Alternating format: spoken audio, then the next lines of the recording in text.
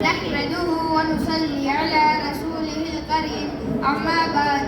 محترم بزرگوں اور دوستوں، آج پوری دنیا کے انسان دل کے اطمینان کو ڈھونڈ رہے ہیں، اور جتنا وہ اطمینان کو حاصل کرنے کی کوشش کر رہے ہیں اتنی ہی بے چینی بڑھتی جا رہی ہے. اللہ تعالیٰ فرماتے ہیں دلوں کا اطمینان صرف اللہ کے ذکر میں ہے.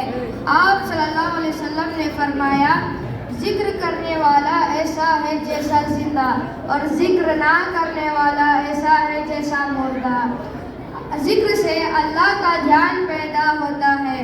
اللہ تعالیٰ کا دھیان انسان کی برائیوں سے روکتا ہے اور اچھے کاموں ادا کرتا ہے. اللہ تعالیٰ ذکر کرنے والے کو تذکرہ فرشتوں کی مجلس میں فرماتے ہیں. حدیث میں ہے کہ اللہ تعالیٰ فرماتے ہیں تم مجھ کو یاد کرو میں تم کو یاد کروں گا، تم مجھ کو اپنی مجلس میں یاد کرو میں تم کو اس سے بھی افضل مجلس میں یاد کروں گا. انسان زندگی میں جن چیزوں کی فکر میں لگا رہتا ہے مرتے وقت وہی چیزیں اس کے سامنے آتی ہیں.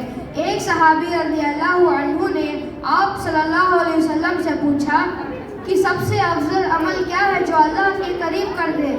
تو آپ صلی اللہ علیہ وسلم نے فرمایا تمہاری موت اس حال میں آئے کہ تمہاری زبان اللہ کے ذکر سے تر ہو، اور یہ تبھی ہو سکتا ہے جب زندگی میں ذکر کا اہتمام کیا گیا ہو گیا. اللہ تعالیٰ ہم سب کو کثرت سے ذکر کرنے کی توفیق عطا فرمائے اور ایمان پر خاتمہ نصیب عطا فرمائے. آمین. وآخر دعوانا ان الحمد للہ رب العالمین. ماشاءاللہ.